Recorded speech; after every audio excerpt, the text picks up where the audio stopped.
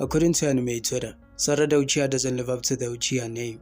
This is a huge accusation and most of them can't even back up their statements with facts or even try to make a valid argument for why her development is bad. Most of their negative opinions were mainly inspired by Sarada being the daughter of Sakura Haruno. Some even look down on her for being a female Uchiha. As much as I want to call them out for being wrong, I have to admit that I see why they would believe that Sarada Uchiha doesn't live up to the Uchiha name, even though I don't agree with their overall reasoning and judgment on her development. You need to realize that Sarada Uchiha's development is something that's never been seen before, in the sense that this is the first time we're witnessing a female Uchiha being in the spotlight. She appears more frequently than any other known female Uchiha whose visual prowess have been hyped up in the series but rarely ever seen. Everything about how she's going to be written will be completely different from what we saw with the other Uchiha. Not only because she's a female Uchiha, the writing for the popular male Uchiha kind of follows a pattern, and that pattern is a result of their environment and the circumstances created by that environment. The pattern being, the Uchiha suffers an injustice and decides that the world needs to change and it needs to be made into their image of a perfect shinobi world. The Uchiha is faced with a difficult situation where they have to make a big decision on which cause they are going to fight for. That situation forces them to abandon their home and become the bad guy. That Uchiha's manyeko sharingan develops through them cutting their ties with a dear friend or experiencing a traumatic event that was a result of shinobi politics or losing someone that meant a lot to them. It can be a family member, a friend, or their love interest. Some Uchiha even get their manyeko sharingan from taking the life of a dear friend. These are the key elements that are within the writing of almost every popular Uchiha character in the Naruto series.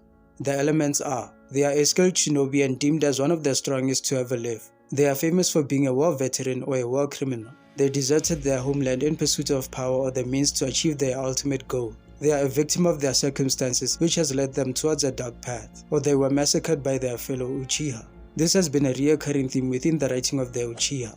From those elements, we can say that the ones that can be regarded as the legacy of the Uchiha or living up to the Uchiha name would be exceptionalism, whether it be in power or being a highly skilled shinobi. Fame. Your name is enough to strike fear into the hearts of many shinobi, or you are praised by many shinobi for being exceptional, destined to be cursed with hatred, forcing you into circumstances where you have to sacrifice either yourself or everything you know for the greater good, or for your own goals that will lead you towards a dark path. Opposing authority due to discrimination of your people and unfair decision making by the leaders of your village. Nihilism. The belief that everything is meaningless, therefore taking it into your own hands to create a reality that in your image has meaning or is somewhat of a paradise. These elements also had a major impact on the plot of the original Naruto series, giving birth to the development of many great characters within the Uchiha bloodline. For Sarada Uchiha to live up to this name, she has to have at least half of the qualities that made the other Uchiha clan not only be feared but also respected for their prowess. This character analysis of Sarada Uchiha is also an evaluation of whether or not her development has a positive impact or major impact on the progression of the plot. These two measures of evaluation are the things that will determine if Sarada Uchiha is a good or bad character overall. The first thing we should look at is exceptionalism. At the age of 12, thanks to the training she received from her father Sasuke, her mother Sakura, and her sensei Konohamaru, she's already mastered 3 changes in chakra nature: fire, lightning, and wind release. That's one more chakra nature than required to be at the level of a Jonin. At the age of 12, she can use the Chidori without weaving hand signs. Sasuke was only able to do that when he was 16 years old. Her sharingan can detect microscopic objects in the atmosphere at a cellular level, the same as her father when he was battling Deidara. Proficient in chakra manipulation, she's able to direct the flow of chakra through her body to give her the striking force near the level of power of Sakura and Lady Tsunade.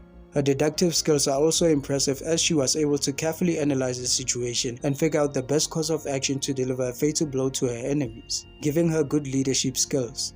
She's also one of the youngest Uchiha to awaken her manyeko sharingan and the first Uchiha to awaken it from emotions that were not heightened by witnessing the death of someone close to her or even being the one to unalive them herself.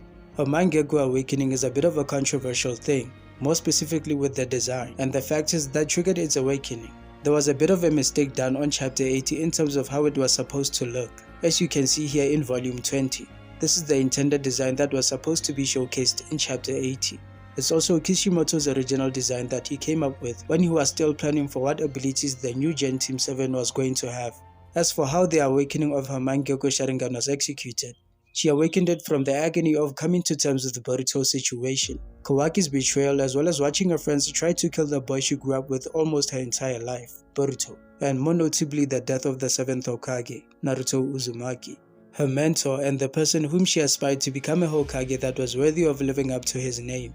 Whether or not she's done more than her father in their respective ages for part 1 of both Naruto and Boruto is up for debate, but she is exceptional. Sarada Uchiha is well known for being one of the last surviving Uchiha clan members along with her father Sasuke Uchiha. However, she does not have the level of fame or notoriety of her predecessors, largely due to growing up in a more privileged and peaceful environment without any wars or major political instabilities between major clans of the great nations, thanks to the hard work of Naruto Uzumaki as well as Naruto's generation. Being a female Uchiha is a major factor that influences how she reacts to her circumstances, as well as other traumatic things that happen to her.